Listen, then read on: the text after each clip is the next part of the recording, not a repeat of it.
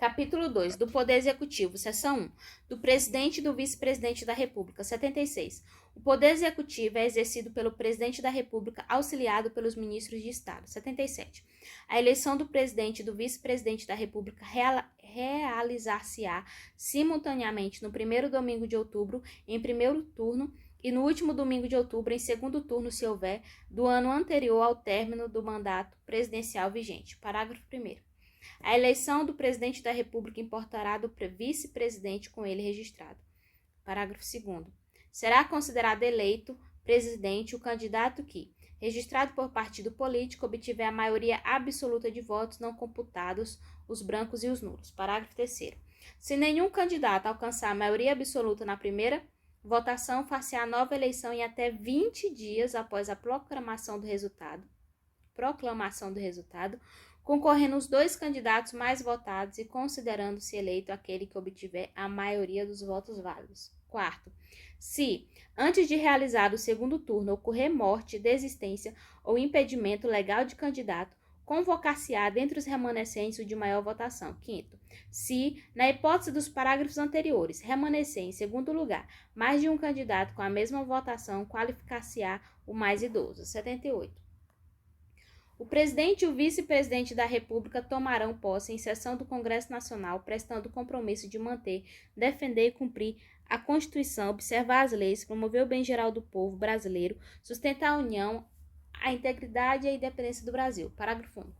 Se decorridos 10 dias da data fixada para a posse, o Presidente ou Vice-Presidente, salvo motivo de força maior, não tiver assumido o cargo, este será declarado vago.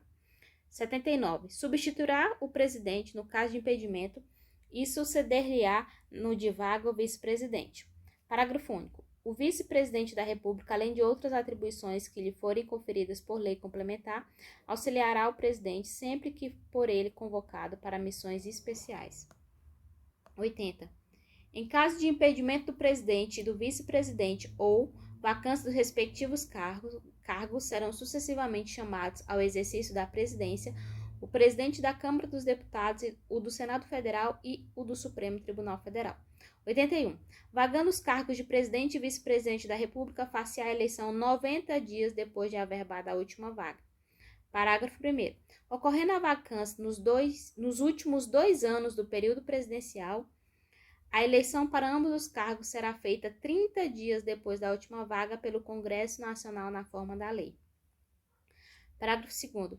Em qualquer dos casos, os eleitos deverão completar o período de seus antecessores. 82. O mandato do Presidente da República é de 4 anos e terá início em 5 de janeiro do ano seguinte ao da sua eleição. 83. O Presidente e o Vice-Presidente da República não poderão, sem licença do Congresso Nacional, ausentar-se do país por período superior a 15 dias, sob pena de perda do cargo. Seção 2. Das atribuições do Presidente da República. 84. Compete privativamente ao Presidente da República nomear e exonerar os ministros de Estado, exercer com auxílio dos ministros de Estado a direção superior da administração pública, exercer com auxílio dos ministros de Estado a direção superior da administração federal, iniciar o processo legislativo na forma e nos casos previstos nesta Constituição, sancionar, promulgar e fazer publicar as leis, bem como expedir decretos e regulamentos para sua fiel execução. Vetar projetos de lei total ou parcialmente. Dispor mediante decreto sobre a organização e funcionamento da administração federal, quando não implicar aumento de despesa nem criação ou extinção de órgãos públicos. B. Extinção de funções ou cargos públicos quando vagos. Inciso 7. Manter relações com estados estrangeiros e acreditar seus representantes diplomáticos. Celebrar tratados, convenções e atos internacionais sujeitos a referendo do Congresso Nacional. Decretar o estado de defesa e o estado de sítio. Decretar e executar a intervenção federal. Remeter mensagem em plano de governo ao Congresso Nacional por ocasião da abertura da sessão legislativa, expondo a situação do país e solicitando as providências que julgar necessárias. Conceder indulto e comutar penas com audiência, se necessário, dos órgãos instituídos em lei. Exercer o comando supremo das Forças Armadas, nomear os comandantes da Marinha, do Exército e da Aeronáutica, promover seus oficiais generais e nomeá-los para os cargos que lhes são privativos. Nomear, após aprovação pelo Senado Federal, os ministros do Supremo Tribunal Federal e dos tribunais superiores, os governadores de territórios, o Procurador-Geral da República, o presidente e os diretores do Banco Central e outros servidores, quando determinado em lei. Nomear, observado o disposto no artigo 73, os ministros do Tribunal de Contas da União. Nomear os magistrados, nos casos previstos nesta Constituição, e o Advogado-Geral da União. Nomear membros do Conselho da República nos termos do artigo 89, inciso 7. Convocar e presidir o Conselho da República e o Conselho de Defesa Nacional.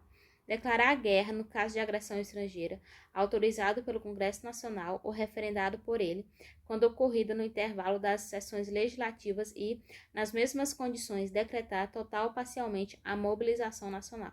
Celebrar a paz, autorizado ou com referendo do Congresso Nacional. Conferir condecorações e distinções honoríficas. Permitir, nos casos previstos em lei complementar, que forças estrangeiras transitem pelo território nacional nele permaneçam temporariamente. Enviar ao Congresso Nacional o Plano Plurianual, o projeto de lei de diretrizes orçamentárias e as propostas de orçamento previstos nesta Constituição.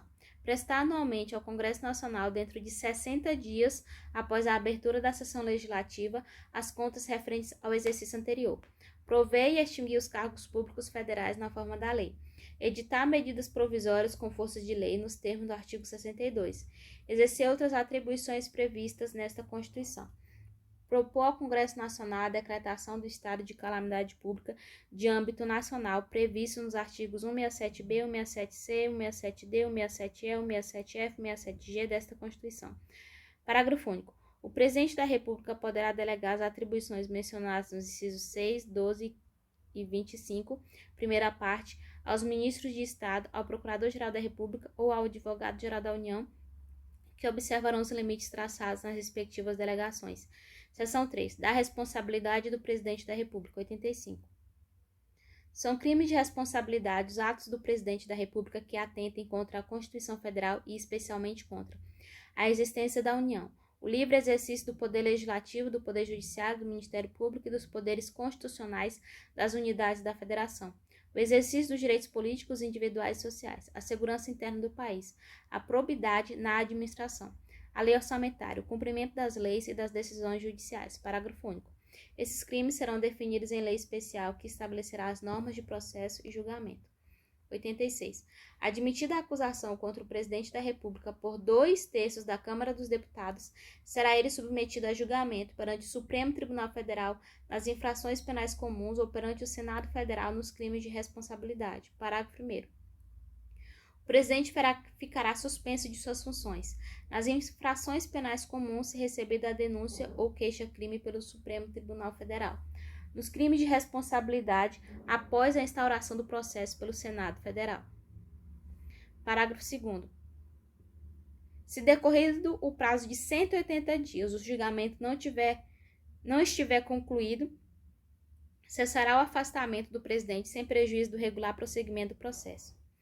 Parágrafo 3º. Enquanto não sobrevier a sentença condenatória nas infrações comuns, o presidente da República não estará sujeito à prisão. Parágrafo 4º. O presidente da República, na vigência de seu mandato, não pode ser responsabilizado por atos estranhos ao exercício de suas funções.